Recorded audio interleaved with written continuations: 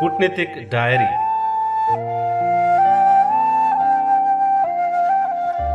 विक्रम सम्वत 2055 देखि 2059 सालसम्म चीनका लागि नेपाली राजदूत रहेका राजेश्वर आचार्यको पुस्तकबाट केही अंश साभार गर्दैछौँ।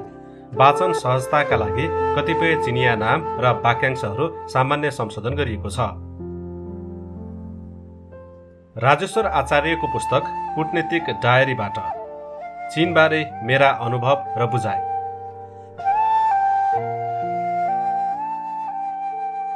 करिब 5000 वर्ष पुरानो लिखित इतिहास भएको देश चीनमा 12 फेब्रुअरी 1912 मा 6 वर्षे बालक सम्राटलाई डाक्टर सन यात-सेनद्वारा नेतृत्व गरिएको गणतान्त्रिक क्रान्तिले सत्ता छाड्न बाध्य बनाए। यस प्रकार चीनमा 267 वर्ष पुरानो मन्चु शासनको अन्त्य हुनुका साथै 2000 वर्ष पुरानो इतिहास भएको साम्राज्यको समेत अन्त्य भयो। यिनै 6 वर्षीय तत्कालीन चिनिया सम्राटले पछि आफ्नो नाम हेनरी पुई भनेर राखेका थिए र उनलाई इतिहासमा पुईका नामले चिनिन्छ। चिनियाहरू कडाइका साथ समयको पालना गर्दा रहेछन्। उनीहरूको सार्वजनिक यातायात, हवाई, रेल, बस निकै व्यवस्थित देखिन्थे। उनीहरू सबै काम र भेटघाट निर्धारित समयमै गर्दथे। हामीहरू लगायत अन्य देशका कूटनीतिक व्यक्तिहरू भेटघाटका लागि निर्धारित समय अगाडि नै सम्बन्धित कार्यालयमा पुग्दथ्यौँ। बेजिङ लगायत अन्य प्रान्तीय राजधानी सहरहरूमा उच्च सवारी चापका कारण निर्धारित समयमा नपुगिने हो कि भनी बरु 5-10 मिनट कुरेर बस्ने तर ढिला नहुने गरी समयको व्यवस्थापन गर्दथ्यौँ। त्यसै अनुसार चिनिया नेतृत्व र अन्य पदाधिकारीले पनि सदैव समयको उच्च सम्मान गरेको पाइन्थ्यो। समयको कठोर पालना गरेकै कारण आज मित्र राष्ट्र चीनले छोटो समयमै विश्वको दोस्रो ठूलो अर्थतन्त्र र करोडौं जनतालाई गरिबीको रेखा मुनिबाट माथि उठाउन सफल भएको छ। चिनियाहरूलाई सुरुमा अंग्रेजी भाषा बोल्न केही समस्या देखिन्थ्यो। पछिल्लो समय त अंग्रेजी भाषामा पनि उनीहरूले आफ्नो दक्षता बढाउँदै लगेका छन्। त्यसका लागि पश्चिमी भाषा साहित्यका पुस्तकहरू पनि बेजिङ लगायतका अन्य सहरहरूमा बढ्न थालेका छन्। तर साक्षरता दर भने चीनमा निकै अगाडि छ। विद्यालय तहको अध्ययन निशुल्क छ। उनीहरूको आफ्नै साहित्य पनि उच्च कोटिको छ। प्रविधिमा उनीहरूले गरेको विकास अनुकरणीय छ। अन्तरिक्ष प्रविधिमा चीनले ठूलो फड्को मारेको छ। अन्तरिक्षमा उपस्थिति र चन्द्रमा तथा मंगल ग्रह लगायतमा गरिरहेको खोज अनुसन्धानमा पनि चीनले अमेरिकालाई पछ्याउँदै गएको छ। समुद्र र त्यस सम्बन्धी सम्पदाको अध्ययन अनुसन्धानमा पनि उनीहरूले महत्त्वपूर्ण उपलब्धि हासिल गरेका छन्। अनुसन्धान र विकास कार्यमा चिनियाहरूले धेरै ठूलो लगानी गरेका छन्। उनीहरूको शिक्षा विकासमा केन्द्रित छ। शिक्षामा उनीहरूको जोड विशेषतः विद्यार्थीहरूमा ज्ञान, सिप र व्यक्तित्व विकासमा KAP knowledge, ability and personality रहेको पाइन्छ। स्वास्थ्य क्षेत्रमा पनि उनीहरूले ठूलो उपलब्धि हासिल गरेका छन्। उनीहरूको हालको 1 अर्ब 40 करोड जनसङ्ख्यालाई सहज रूपमा खाद्यान्न, आवास र स्वास्थ्य सुविधाको व्यवस्था गर्नु आफैमा ठूलो उपलब्धि हो। त्यहाँ चिकित्सा शास्त्र अध्ययन गर्ने नेपाली विद्यार्थीले न्यून आर्थिक अवस्थाका कारण कतिपय चिनियाहरू सामान्य औषधि उपचारको पहुँचमा पनि नभएको बताएका थिए। त्यस्तो समस्या त विश्वका पूर्ण विकसित अन्य मुलुकहरूमा पनि देखिन्छ र हुन्छ नै। पछिल्लो पटक कोरोना महामारीले विश्व अस्तव्यस्त भइरहँदा चीनले कोरोना नियन्त्रणमा गरेको सफल प्रयास अनुकरणीय देखिन्छ। चिनियाहरूले परम्परागत उपचार पद्धति र आधुनिक उपचार पद्धतिलाई साथसाथै अघि बढाएका छन्। तिब्बतीयन उपचार पद्धति लगायतका परम्परागत चिनिया उपचार पद्धतिमा उनीहरू पहिलेदेखि नै निकै अघि थिए र छन्। चिनियाहरूमा खासै मोटोपनको समस्या देखिँदैन। उनीहरूको खानाको प्रकृतिका कारण पनि त्यस्तो भएको हुन सक्छ। त्यहाँका चिकित्सकहरू पनि युरोप, अस्ट्रेलिया र उत्तर अमेरिकाबाट विशेषज्ञता हासिल गरी फर्केका भेटिन्छन्। बेजिङका अस्पतालमा आफ्नो नियमित स्वास्थ्य परीक्षण गराउँदा पनि त्यो जानकारी हुन सक्थ्यो। अन्तर्राष्ट्रिय सम्बन्ध विस्तारमा पनि चीनले धेरै राम्रो काम गरिरहेको छ। सोभियत संघको विघटनपछि चीन र रुस झन्झन नजिकिएका छन्। विज्ञान, प्रविधि, व्यापार लगायतका क्षेत्रमा उनीहरूबीच सहकार्य बढ्दो गतिमा भइरहेको देखिन्छ। हालका दशकहरूमा चीनले आफ्नो सम्बन्धलाई एसिया, मध्य एसिया लगायत अफ्रिका र दक्षिण अमेरिकाका देशहरूसँग सुदृढ एवं विस्तार गर्दै लगेको पाइन्छ। पश्चिमा देशहरूले चीनलाई कमजोर देखाउने मानव अधिकारको विषयमा हो। त्यस विषयमा उनीहरूले संयुक्त राष्ट्रसङ्घमा निरन्तर आलोचना गर्ने मात्र होइन, चीनमाथि प्रतिबन्ध लगाउने प्रस्ताव समेत पेश गर्ने गरेका छन्। तर नेपालले जहिले पनि मानव अधिकारका विषयमा चीनको समर्थन गर्दै आएको छ। अमेरिकाले चीनको कमजोरी पहिल्याउँदै प्रत्येक वर्ष श्वेत पत्र नै जारी गर्छ। त्यसको प्रतिवादमा चीनले पनि अमेरिकी विद्यालय तथा विभिन्न व्यापारिक कम्प्लेक्सहरूमा हुने हत्या, हिंसा र जातीय विभेद जस्ता विषयको उठान गर्दै श्वेत पत्र निकाल्ने गर्छ। अमेरिकनहरूले चीनको मानवाधिकारको विषय, विशेषतः तिब्बती बौद्ध मार्गी, उइगुर मुसलमान र इसाई धर्मका विषयमा उठाउने गरेको देखिन्छ। तर चिनियाहरूको मनसाय भने आन्तरिक रूपमा बरु बौद्ध मार्गीहरूको संख्या बढे पनि बढोस्, तर अन्य धर्म र सम्प्रदायको संख्या नबढोस् भन्ने बुझिन्छ।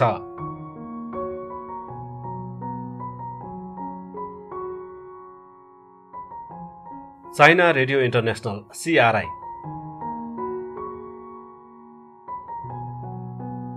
बेजिङमा नेपाली भाषामा रेडियो कार्यक्रम सञ्चालन हुने CRI चाइना रेडियो इन्टरनेसनल छ। त्यसमा बेलुका 1 घण्टा जति नेपालीमा कार्यक्रम प्रसारण हुँदै आइरहेको छ। त्यहाँ सबैजसो चिनियाहरू हुन्छन्। उनीहरूले विज्ञका रूपमा नेपालीहरूलाई पनि त्यहाँ लैजान्छन्। त्यहाँ पहिले विज्ञको रूपमा गोविन्द भट्ट, प्राध्यापक डाक्टर बल्लभमणि दाहाल लगायतका व्यक्तित्वहरू पुग्नु भएको थियो। आचार्य चीनमा हुँदा पुष्प अधिकारीले नेपाली विज्ञका रूपमा काम गरिरहनु भएको थियो। उहाँपछि नेपाली भाषा साहित्यको जानकार समेत रहनुभएका प्राध्यापक डाक्टर माधव प्रसाद पोखरेल र राजेन्द्र रिमालले पनि त्यहाँ सेवा दिनुभयो। CRIमा नेपाली विभागको प्रमुख कुसुमलता नेपाली नाम स्वीकारेकी चिनिया हुनुहुन्थ्यो। त्यस्तै मुकुन्द शर्मा, केशरी मैया, प्रेमलता, चन्द्रबहादुर प्रधान भन्ने चिनियाहरू पनि काम गर्नुहुन्थ्यो। केही समयपछि वर्षा भन्ने चिनियाले पनि त्यहाँ काम सुरु गर्नुभयो। उहाँहरूको नेपाली दूतावाससँग राम्रो सम्पर्क थियो। चीनमा आचार्यको कार्यकाल सकिएपछि फर्किने क्रममा आयोजना गरिएको विदाई समारोहमा वर्षा भावुक भइरहँदा सबै भावविह्वल भएका थिए। सायद दुई देशबीचको सम्बन्ध विस्तार गर्ने भूमिकाबाट उनीहरू प्रभावित थिए। दूतावासमा वाङ नाम गरेका ड्राइभर थिए। उनी पनि विदाई भएर फर्कने क्रममा गाडीमा विमानस्थलसम्म छोड्न आउँदा उनको आँखाबाट आँसु झरिरहेको थियो। घरिघरि उनी घुक्क घुक्क गर्दै गरेको आवाज पनि सुनिन्थ्यो।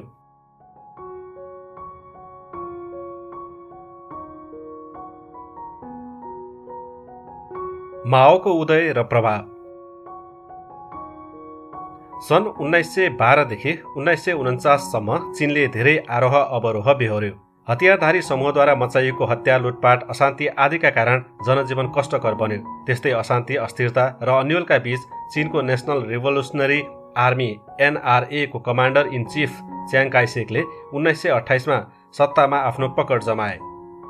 जुलाई 23, 1921 मा छन तु सिन र ली ताचाओद्वारा साङ्घाईमा स्थापना गरिएको चिनिया कम्युनिस्ट पार्टीको संस्थापक सदस्यको रूपमा माओ त्सोतुङ पनि थिए। च्याङ काइसेकको कोमिङताङ पार्टीको शासनको विफलता र चिनिया कम्युनिस्ट पार्टीको बढ्दो लोकप्रियताका साथै सन् 1934 देखि 35 सम्म गरिएको लङ मार्चबाट माओले पार्टीमा आफ्नो स्थान जमाउन सफल भए। गाउँबाट सहर घेर्नुका साथै संगठन विस्तार गर्ने उद्देश्यका साथ आयोजना गरिएको लङ मार्चका क्रममा दर्जनौं चिनियाले ज्यान गुमाए। यसैबीच माओ सन् 1943 मार्चमा चिनिया कम्युनिस्ट पार्टीको अध्यक्ष बन्न सफल भए। सन् 1924 मा डाक्टर सन यात्सेनको कोमिङताङ पार्टी र चिनिया कम्युनिस्ट पार्टीबीच संयुक्त मोर्चा बनाई चीनमा व्याप्त अस्थिरता, लुटपाट र अशान्तिको अन्त्य गर्ने भनिए तापनि दुवै पक्षले एक अर्का विरुद्ध आआफ्नो संगठन र शक्ति विस्तार गर्न लाग्दा घोषित कार्यमा बाधा पुगी अन्ततः च्याङ चीनको सत्तामा पकड जमाउन पुनः सफल भए। तर सन् 1931 को सेप्टेम्बरमा चीनको मन्चुरिया र 1937 को नोभेम्बरमा साङ्घाई र डिसेम्बरमा राजधानी नानचिङ कब्जा गरी जापानले एसियामा दोस्रो विश्वयुद्धको सुरुवात गर्यो। जापानको अत्याचार, लुटपाट, हत्या र बलात्कारबाट चिनिया जनतालाई जोगाउन सन् 1937 मा दोस्रो पटक पुनः कोमिङताङ पार्टी र चिनिया कम्युनिस्ट पार्टीले संयुक्त मोर्चा गठन गरी जापान विरुद्ध लड्न राजी भए। सन् 1945 को सेप्टेम्बरमा दोस्रो विश्वयुद्धको अन्त्यपछि पहिले स्थगित भएको सन् 1937 देखि 45 बीचको आन्तरिक विद्रोह चीनमा पुनः देखा पर्न थाल्यो। कम्युनिस्टहरूको संगठित शक्तिका अगाडि अन्ततः च्याङ काइसेकको राष्ट्रवादी पार्टीको केही जोड चलेन। चीनबाट लखेटेका च्याङ काइसेक सन् 1949 मा आफ्ना अनुयायीहरू सहित फार्मोसा थाइवानमा पलायन भए र गणतन्त्र चीनको राष्ट्रपतिको रूपमा मृत्यु नहुन्जेल अप्रिल 5, 1975 सम्म थाइवानबाट शासन गरे। अक्टोबर 1, 1949 पछि चीनमा कम्युनिस्ट पार्टीको सर्वोच्चता स्थापना भयो र सत्ता सञ्चालनको बागडोर पनि पार्टीले नै सम्हाल्यो। चीनमा अध्यक्ष माओ त्सोतुङलाई जनवादी गणतन्त्र चीनको संस्थापक मानिन्छ। माओ नभएको भए अहिलेको अवस्थामा पुग्न सम्भव थिएन भन्ने उनीहरूको बुझाइ देखिन्छ। सन् 1912 देखि 1949 सम्म आन्तरिक कलह, लुटपाट, हत्या र अशान्ति जस्ता प्रतिकूल परिस्थितिबाट गुज्रिएको चीनमा सन् 1949 अक्टोबर 1 मा अध्यक्ष माओले थियानमन स्क्वायरमा उभिएर चीन अब आफ्नै खुट्टामा उभिएको छ भन्ने घोषणा गरेका थिए। आधुनिक चीनको निर्माण र उन्नतिमा उनले गरेको योगदानका कारण चिनियाहरूले अध्यक्ष माओप्रति सम्मान र श्रद्धा व्यक्त गर्दछन्। माओको एउटा आफ्नै विशेषता र विचित्र किसिमको स्वभाव थियो। आचार्यले उनका निजी चिकित्सक ली ची सुईले लेखेको पुस्तक the private life of Chairman Mao पढेका थिए। त्यसमा चिकित्सक लीले माओले आफ्नो दाँत नमाजेको थाहा पाई उनको दाँतमा समस्या देखिएको बताउँदै उहाँलाई दाँत माझ्न सल्लाह दिँदा माओले बाघले कहिले दाँत माझेको देखेका छौ भनेर प्रति प्रश्न गरेको रोचक प्रसङ्ग पनि उल्लेख छ।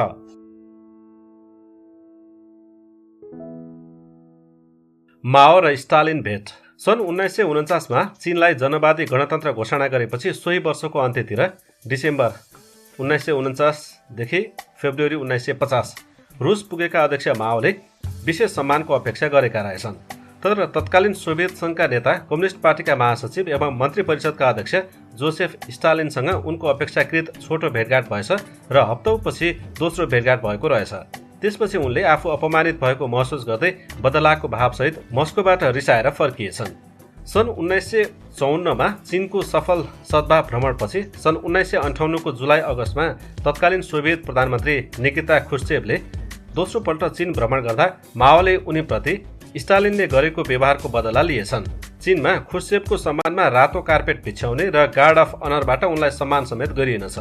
त्यति बेला माओले बेइजिङको उच्च गर्मीमा समेत सोभियत नेता ख्रुश्चेभ र भ्रमण दलका सदस्यलाई एयर कन्डिसन नभएको पुरानो घरमा राख्न आदेश दिएछन्। उनले पाहुनाका रूपमा चीन भ्रमणमा आएका ख्रुश्चेभलाई कुराएर पौडी पोखरीमा व्यस्त समेत भएछन्। माओले आफूलाई कुराएको विषयमा ख्रुश्चेभले चिनिया अधिकारीहरूसँग जिज्ञासा राख्दा उनीहरूले माओ पौडी खेल्न व्यस्त रहेको जवाफ दिएछन्।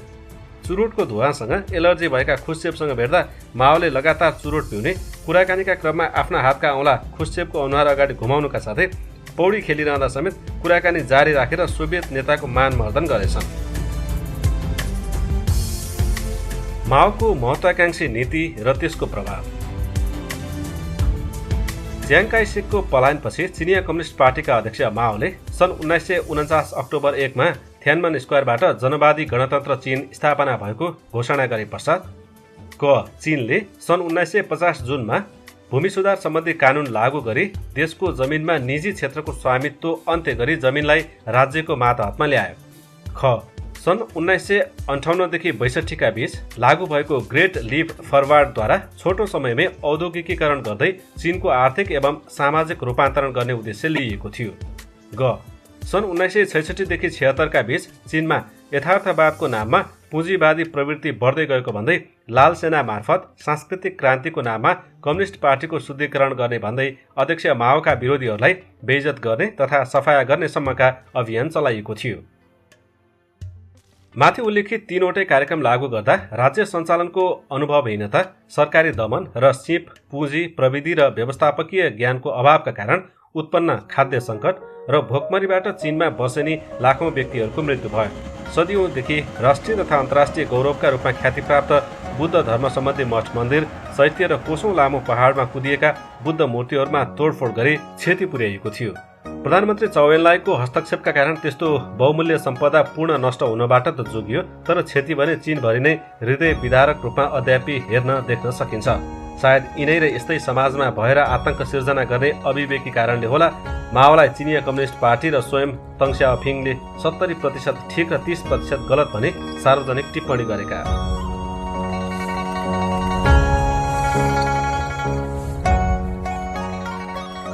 तङ युगको उदय।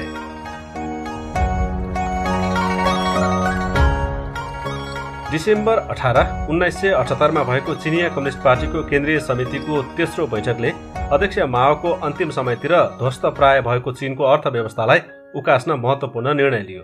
फलस्वरूप ग्रामीण क्रान्तिद्वारा सामूहिक खेती र सार्वजनिक संस्थान मार्फत प्राप्त जीवनभर सुरक्षित रोजगारी अन्त्य गर्दै करार व्यवस्थाबाट खेती गर्ने र घाटामा रहेका सरकारी संस्थाहरू बन्द गर्दै बाँकी संस्थान र उद्योगको पुनर्संरचनाको कार्य अघि बढाइयो।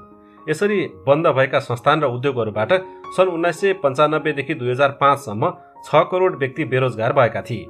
तर चिनिया चरित्रको समाजवादी अर्थव्यवस्था लागू भएपछि चीनमा रहेको गरिबी सन् 1981 को दाँजोमा 88%बाट घटी सन् 2017मा 6% कायम भएको थियो। चीनमा गरिबीको अन्त्य गर्न र देशलाई समृद्धिको बाटोमा लैजान पहिला केही व्यक्तिहरूलाई धनी हुन दिनुपर्छ भन्ने नीति तङले लिएका थिए। सन् 1976 सेप्टेम्बर 9मा माओको मृत्युपछि आधुनिक चीनको निर्माणमा तङ स्याओपिङको नेतृत्वमा महत्त्वपूर्ण योगदान रहेको छ। पदीय हिसाबले तङ स्याओपिङ उप प्रधानमन्त्री मात्रै थिए। उनी न त प्रधानमन्त्री भए न पार्टीको महासचिव नै। उनले चिनिया विशेषता सहितको समाजवाद अँगाल्दै खुलापन तथा आर्थिक सुधारका लागि चीनको दक्षिण पूर्वी तटीय क्षेत्रमा विशेष आर्थिक क्षेत्रहरू स्थापना गर्ने काम सुरु गरेका थिए। साथै विशेष आर्थिक क्षेत्र स्थापना पश्चात विदेशी पुँजी चीनमा क्रमशः भित्रिन थाल्यो र चीनमा रोजगारी वृद्धि हुँदै आउँदा दशकहरूमा नै चीन विश्वको अग्रणी उत्पादन केन्द्रको रूपमा समेत स्थापित हुन सफल भयो। चीनको एकीकरणको प्रक्रियालाई सार्थक बनाउन तङले एक मुलुक दुई प्रणालीको घोषणा गर्दै हङकङ, मकाउ र थाइवानलाई मुख्य चिनिया भूमिमा समायोजित गर्ने नीति पनि अघि सारे। फलस्वरूप हङकङ र मकाउ चिनिया मुख्य भूमिका अङ्ग समेत बनिसकेका छन्। त्यसैले उनलाई आजको चीनको समृद्धि र विकासको प्रणेताको रूपमा लिने गरिन्छ। सन् 1978मा उनले उप प्रधानमन्त्रीका रूपमा नेपालको एकल र सफल भ्रमण पनि गरेका थिए। चीनमा सुधारका काम थाल्नु अघि तङले सिङ्गापुरमा गएर त्यहाँको विकास निर्माण कार्यबारे जानकारी लिएका थिए। त्यसक्रममा उनले सिङ्गापुरको विकासका प्रणेता ली कुआन यूसँग विकासका बारेमा धेरै छलफल गरे। अन्य विभिन्न मुलुकहरूको पनि अनुभव सँगालेर उनले आफ्नो मुलुकलाई कसरी अगाडि बढाउने र सम्पन्न एवं शक्तिशाली बनाउन सकिन्छ भन्ने विषयमा जानकारी लिएका थिए। तङले चीनका लागि उपयुक्त हुने विकास मोडलका बारेमा अध्ययन गर्न चिनियाहरूलाई सिङ्गापुर र अन्य विभिन्न मुलुकमा पनि पठाएका थिए। उनले आफू कम्युनिस्ट पार्टीको नेता हुँदाहुँदै पनि धनी हुनु भनेको गर्वको विषय हो भन्ने मान्यतालाई स्थापित गराए। उनको एउटा लोकप्रिय भनाइ छ, बिरालो कालो होस् वा सेतो, त्यसले मुसा मार्नुपर्छ। उनको यो भनाइ चीनमा मात्र नभएर विश्वभर नै लोकप्रिय छ। यसको अर्थ राष्ट्र वा व्यक्ति जुनसुकै विचारधारा मान्ने होस्, उनले मुलुकको स्थायित्व, शान्ति र विकासमा योगदान दिन सक्नुपर्छ भन्ने सन्दर्भमा आएको हो।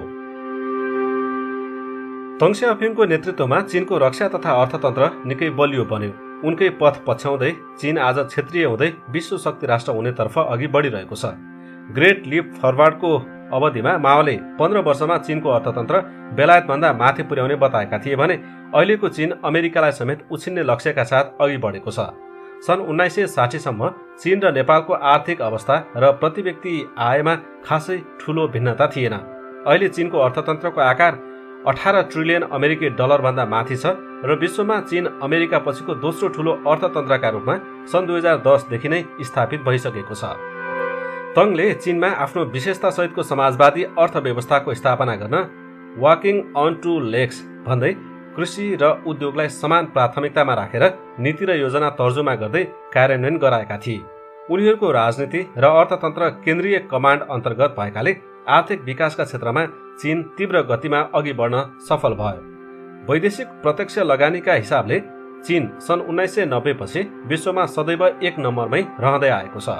चीनले विभिन्न मुलुकमा छरिएर रहेका चिनिया नागरिकलाई स्वदेश फर्किन आह्वान गर्दै उनीहरूको सिप, क्षमता र पुँजीलाई मातृभूमिमा प्रयोग गर्न प्रोत्साहन गर्यो। उनीहरूलाई चीनको विकासमा समाहित गर्ने नीति अवलम्बन गरेका कारण छोटो समयमै चमत्कारिक विकास गर्न चीन सफल भएको हो।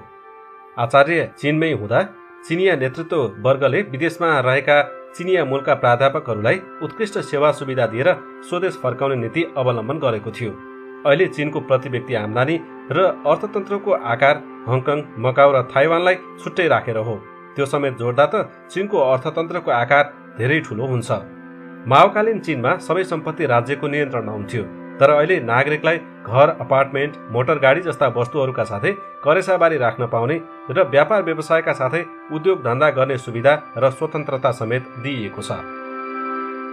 अर्थतन्त्रमा सुधार तथा खुलापनको नीति लागू भएपछि चिनिया जनताको प्रति व्यक्ति आम्दानी सन् 1978 र 1995 का बीच 500% बढ्यो। फलस्वरूप प्रति व्यक्ति आम्दानी केही सयबाट अमेरिकी डलर 1800 सम्म पुग्यो। सोही अवधिमा सरकारी बचत 1400% बढ्यो भने विदेशी व्यापार अमेरिकी डलर 10 बिलियन प्रति वर्षबाट बढेर 153 बिलियन पुग्यो। फलस्वरूप 1978 मा सुरु गरिएको आर्थिक सुधार तथा खुलापनको नीतिको सफलताले गर्दा अपेक्षाकृत छोटो समयमै चीनमा 80 करोड जनतालाई गरिबीको रेखामाथि उकास्न सक्नु संसारकै लागि उदाहरणीय र प्रेरणास्पद उपलब्धि भएको मान्न सकिन्छ। चीनको बढ्दो आर्थिक अवस्था तथा सामरिक शक्तिका कारण चिनियाहरूको मुख्य भूमि रेड चाइनालाई बाँकी विश्वबाट अलग राखिराख्दा क्षेत्रीय एवं विश्व शान्ति स्थापना गर्ने कार्य सम्भव नहुने देखेर संयुक्त राष्ट्रसङ्घले सन् 1971 अक्टोबर 25मा 2758 नम्बर प्रस्ताव पास गरी जनवादी गणतन्त्र चीन संयुक्त राष्ट्रसङ्घको विधिवत रूपमा सदस्य भई त्यसअघि ताइवानलाई प्राप्त भिटो पावरको असली हकदार समेत बने। सन् 1972 फेब्रुअरी 21मा भएको अमेरिकी राष्ट्रपति रिचार्ड निक्सन र अध्यक्ष माओबीचको भेटघाटले सोही वर्षको फेब्रुअरी 27मा साङ्घाई घोषणापत्र जारी गर्दै विश्व शान्ति र सुरक्षामा नयाँ युगको सूत्रपात गर्यो। फलस्वरूप जिम्मी कार्टर अमेरिकाको राष्ट्रपति हुँदा जनवरी 1, 1978मा अमेरिका तथा जनवादी गणतन्त्र चीन बीच दौत्य सम्बन्ध स्थापना भयो। अन्ततः चिनिया सर्वोच्च नेता र उप प्रधानमन्त्री तङ स्याओपिङले जनवरी 29, 1978मा अमेरिकाको 9 दिने ऐतिहासिक भ्रमण समेत गरे।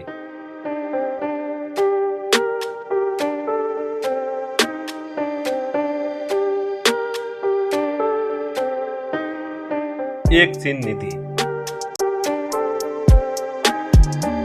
नेपाल एक चीन नीतिप्रति सधैँ प्रतिबद्ध रहँदै आएको छ। नेपालको एक चीन नीतिले उनीहरूका लागि ठूलो महत्त्व राख्दछ। तिब्बत, ताइवान, हङकङ, मकाउ चीनकै अङ्ग हुन् भन्ने नीतिलाई नेपालले निरन्तरता दिइआएको छ। मित्र राष्ट्र चीनसँग सीमा जोडिएका 14 छिमेकी मध्येको एक नेपाल चीनका लागि तिब्बत र दलाइ लामाका कारण बढी महत्त्वपूर्ण छ। चीनलाई जनवादी गणतान्त्रिक मुलुकको मान्यता दिने नेपाल 22औं अग्रणी मुलुक पनि हो। अमेरिका तथा पश्चिमा मुलुकले मानवाधिकार र प्रजातन्त्रको विषय उठाउँदै चीनको आलोचना गर्दै प्रतिबन्ध लगाउने सम्मका काम गर्दा नेपालले जहिले पनि चीनको साथ दिँदै आएको छ। सन् 1970 को सुरुवातमा विदेशीको सहयोगमा चीनको विरोधमा नेपाली भूमिबाट सुरु भएको खम्पा विद्रोहको नेपालले गरेको दमन पनि नेपाल चीन सम्बन्धका हिसाबले महत्त्वपूर्ण उपलब्धि हो। खम्पा विद्रोहलाई नेपालले नियन्त्रण गरेको विषयमा चिनिया मित्रहरूलाई समय समयमा सम्झाउने बुझाउने प्रयास समेत गरेका थिए आचार्यले त्यति बेला उनीहरूसँग हामी तिमीहरूको भौगोलिक अखण्डताका बारेमा गम्भीर छौं र तिमीहरू पनि हाम्रो भौगोलिक अखण्डताका विषयमा गम्भीर हुनुपर्छ भन्ने गरेका थिए। कृषि र वन विकासका क्षेत्रमा चीनबाट सिक्न सकिने कुरा। कृषि क्षेत्र। राजेश्वर आचार्य राजदूत भएका बेलादेखि नै चीन खाद्यान्नमा आत्मनिर्भर भइसकेको थियो। उनीहरू गुणस्तरीय खाद्य सामग्रीको आयात अवश्य नै गर्दथे र गर्दै पनि आएका छन्। तर कृषि वैज्ञानिकहरूको अध्ययन अनुसन्धानबाट उनीहरूले उचाइमा रहेका टार, भिरालो जमिन र बन्जर भूमिलाई पनि मौसम अनुसारको कृषि उत्पादन, अन्नबाली, फलफूल, पशुपालन, डेरी, बङ्गुर वा कुखुरा पालन, मत्स्य पालन आदिका लागि उपयोगी प्रविधि विकास गरेका कारण नै त्यस्तो हुन सम्भव भएको हो। यिनै कुराहरू अध्ययन एवं मनन गरी सन् 1999 जनवरी 22मा आचार्यले चिनिया कृषि उपमन्त्री पिन प्योरीलाई भेटेर चीनबाट नेपालमा कृषि प्रविधिको सहयोग भित्राउने विषयमा कुराकानी गरेका थिए। कुराकानीका क्रममा उनले नेपाल चीनको असल छिमेकी तथा मित्र भएकाले नेपाललाई जे जस्तो सहयोगको आवश्यकता पर्छ त्यो सहयोग गर्न हामी तयार छौं भनेर भनेका थिए। आचार्यले उपमन्त्रीलाई त्यसबारेमा हाम्रो सरकारवाला निकायसँग कुरा गरेर पुनः सम्पर्क गर्ने जवाफ दिएका थिए। त्यस लगत्तै यसबारेमा पत्र लेखेर नेपालमा पठाइयो। समय समयमा सचिवहरूको हेरफेर भइरहे तापनि डाक्टर मुक्ति नारायण श्रेष्ठ कृषि मन्त्रालयमा सचिव भएको समयमा सन् 2000 सेप्टेम्बर 4मा कृषि मन्त्रालयमा सचिव श्रेष्ठ र सहसचिव सुरेन्द्र कुमार श्रेष्ठ सहितको सरकारी टोलीले चीन भ्रमण गरेको थियो। चीन भ्रमणका क्रममा उनीहरूले चीनले कृषि क्षेत्रमा गरेको विकासका बारेमा जानकारी लिएका थिए। सेप्टेम्बर 6मा उनीहरूले चिनिया कृषि उपमन्त्री पिन प्योरीसँग शिष्टाचार भेट गर्दै सहयोगका क्षेत्रहरूका बारेमा व्यापक छलफल गरेका थिए। फलस्वरूप चिनिया प्रधानमन्त्रीको नेपाल भ्रमणका बेला 14 मे सन् 2001 का दिन दुवै देशका प्रधानमन्त्रीको उपस्थितिमा अन्य सम्झौताहरूका अतिरिक्त कृषि सम्बन्धी सम्झौता पनि भयो। तर दुःखको कुरा बारम्बार ताकेता गर्दा पनि त्यसको कार्यान्वयन भने नेपाली पक्षकै हेल चक्राइले हो वा कुनै अन्य अप्रत्यक्ष कारणले गर्दा हो हुन सकेन। त्यसमा पूर्व राजदूत आचार्य अत्यन्त दुःख मनाउ गर्दछन्। कृषिमा नेपालको अधिकांश जनसङ्ख्या निर्भर छ र देशको राष्ट्रिय आयमा कृषि क्षेत्रको महत्त्वपूर्ण योगदान रहँदै आएको छ। चीनसँग भएको उक्त सन्धिबाट त नेपाल र नेपाली कृषकहरू नै लाभान्वित हुने तथ्यका विपरीत तत्कालीन र त्यसपछिका अन्य सरकारले उक्त सम्झौतालाई किन कार्यान्वयनमा लैजान नचाहेका हुन् कुन्नी? महेश आचार्य कृषि मन्त्री भएका बेलामा यसबारेमा उनको ध्यानाकर्षण गराएको आचार्य अझै सम्झन्छन्। दुई देशबीच उच्च स्तरमा भए गरेका सन्धि सम्झौताहरू कार्यान्वयन गर्न पनि हामी सक्दैनौँ भने हाम्रो देशको विश्वास अन्य देशले कसरी गर्लान् प्रश्न गम्भीर छ। चीनमा एक बच्चा नीति निकै सफल रह्यो। अहिले त दोस्रो हुँदै तेस्रो बच्चा पनि जन्माउन दिने नीति अघि सारिएको छ। पहिले पनि त्यहाँ कृषि क्षेत्रमा काम गर्नेलाई पहिलो बच्चा छोरी भयो भने अर्को बच्चा जन्माउने अनुमति थियो। चीनमा पछिल्लो समय ढिला विवाह गर्ने र पारपाचुके गर्ने प्रचलन बढेको देखिन्छ। यदि उनीहरूले एक बच्चा नीति अवलम्बन नगरेको भए त्यहाँको जनसङ्ख्या निकै ठुलो हुन्थ्यो। कोरियन युद्ध सन् 1950 देखि 53 पछि माओले जति धेरै बच्चा जन्माए पनि हुन्छ भन्ने नीति अघि सारे पनि तङ स्याओपिङले त्यसलाई परिमार्जन गर्दै सन् 1978 पछि एक बच्चा नीति अघि सारेका थिए।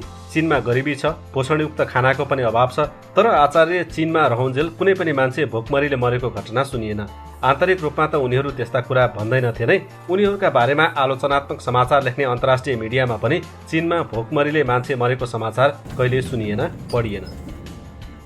आचार्य चीनमा हुँदा रेल र बसबाट लामो दूरीको यात्रा पनि गर्दथे।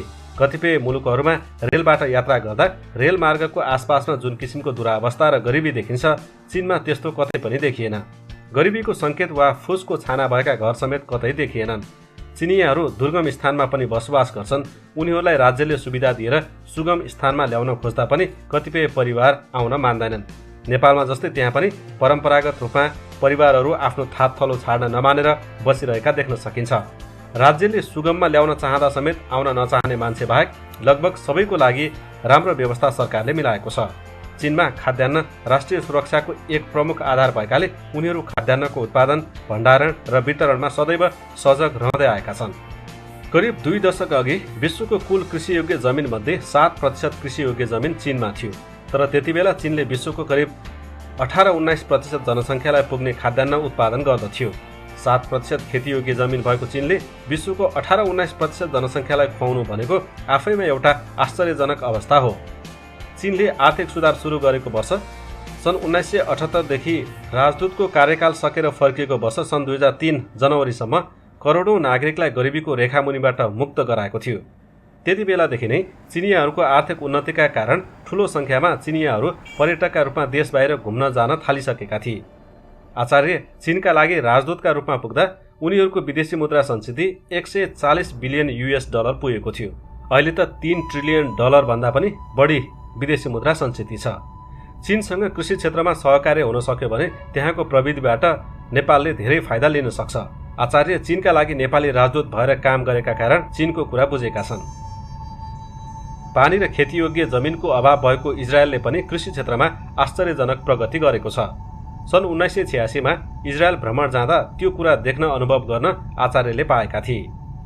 इजरायलसँग पनि सहकार्य गर्दै त्यहाँ नेपालको जनशक्तिलाई अध्ययनका लागि पठाएर त्यहाँको प्रविधि भित्र्याउने हो भने नेपालमा कृषि क्षेत्रमा धेरै ठूलो उपलब्धि हासिल गर्न सकिन्छ। पानीको अभाव भएको देश इजरायलले चीन र भारत जस्ता मुलुकलाई पनि कृषिमा प्राविधिक सहयोग गरिरहेको छ। आचार्यले चीनमा इजरायलका तत्कालीन राजदूत ओरा नमिरसँग भेटेका थिए। पूर्व गृहमन्त्री समेत रहेकी ओरा नेपालप्रति सकारात्मक थिइन्, तर दुवैको कार्यक्षेत्र चीन भएकाले नेपालमा सहकार्य गर्ने विषय क्षेत्राधिकारभित्रको कुरा थिएन। वन क्षेत्र। आचार्यको अध्ययनमा नेपालमा गरिबी निवारण कार्यमा एग्रो फरेस्ट्री क्षेत्रले महत्त्वपूर्ण भूमिका खेल्छ भन्ने थियो र छ पनि। तत्कालीन वन मन्त्री प्रकाश कोइरालासँग विक्रम सम्वत 2057 को अन्त्यतिर वन मन्त्रालयमा भेटी त्यसबारेमा आचार्यले कुरा गरेका थिए। त्यसको 1-2 दिनमा वन मन्त्री कोइरालाले आफ्नै उपस्थितिमा मन्त्रालयमा वरिष्ठ अधिकारीहरू सहितको एउटा बैठक राखेका थिए। त्यहाँ बाँस र डालेचुक, शिवक थ्रोन, जडीबुटी, फलफूल, डेरी विकास र साना पशु विकासका योजना आदिको बारेमा बताउँदै चिनियाहरूले त्यसबाट गरिबी निवारण गर्न धेरै सफल भएको जानकारी गराउँदै नेपालले पनि त्यस्ता कार्यक्रमहरूलाई प्राथमिकतापूर्वक लागू गर्दै जाँदा देशबाट ग्रामीण क्षेत्रमा व्याप्त गरिबी हटाउने कार्यमा ठूलो सहयोग पुग्न जाने कुरा राजदूत आचार्यले अवगत गराएका थिए। साथै विश्वमा नयाँ खोज र प्रविधिका कारण छिट्टै बढ्ने र व्यापारिक एवं पर्यावरण मैत्री वन पैदावार बारे जानकारी गराउँदै नेपालले त्यस्तो खोजबाट लाभ लिन सक्नुपर्ने कुरातर्फ पनि उनीहरूको ध्यानाकर्षण गराएका थिए। वन जंगलका अतिरिक्त जंगली जनावर र जडीबुटी संरक्षण, उत्पादन, प्रशोधन र बजारीकरणमा समेत वन मन्त्रालयबाट अन्य देशहरूसँगको सहकार्यमा राष्ट्रिय हित अभिवृद्धि गर्न सकिने कामका बारेमा पनि छलफल भएको थियो। वातावरण संरक्षणका क्षेत्रमा पनि चीनबाट नेपालले सिक्न सक्ने धेरै पक्ष छन् भने वन क्षेत्रको समष्टिगत संरक्षण एवं विकासबाट नेपालको गरिबी निवारणमा पनि ठूलो योगदान पुर्याउन सकिने बारेमा राजदूत आचार्यले जानकारी गराएका थिए।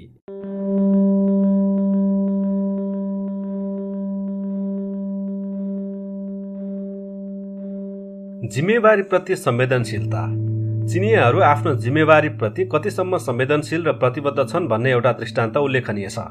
सन् 2001 सेप्टेम्बर 11 मा अमेरिकाको ट्विन टावरमाथि हमला भएको केही समयपछि अर्थात् सन् 2001 अक्टोबर 8 मा परराष्ट्र सचिव नारायण शमशेर थापा उत्तर कोरिया जानका लागि बेजिङ आएका थिए। उनको स्वागतका लागि चिनिया विदेश मन्त्रालयमा उपमहानिर्देशक सुन काओसिङ विमानस्थलमा पुगेका थिए। तर अन्य सामान्य दिनहरूमा जस्तो ताजा र फुर्तिलो भने देखिएका थिएनन्। तपाईलाई सञ्चय छ आज कस्तो कस्तो देखिनु भएको छ भने जिज्ञासा राख्दा अघिल्लो रात अमेरिकाले अफगानिस्तानमा बमबारी गरेकाले रातभर नसुती त्यहाँको परिस्थिति र विश्वका विभिन्न मुलुकहरूको टिप्पणी र प्रतिक्रियाबारे सञ्चार माध्यमका साथै विभिन्न मुलुकमा रहेका चिनिया कूटनीतिक नियोगहरूबाट जानकारी लिएर मन्त्रालयबाट सिधै विमानस्थल आएको उनले बताएका थिए। रातभर नसुती काम गरेकाले फुर्तिलो नदेखिएको हुन सक्ने उनले जानकारी गराए। चिनियाहरू पदको हिसाबले जति वरिष्ठ हुन्छन् उनीहरू कार्यालयबाट घर जाने समय त्यति नै ढिलो हुन्छ।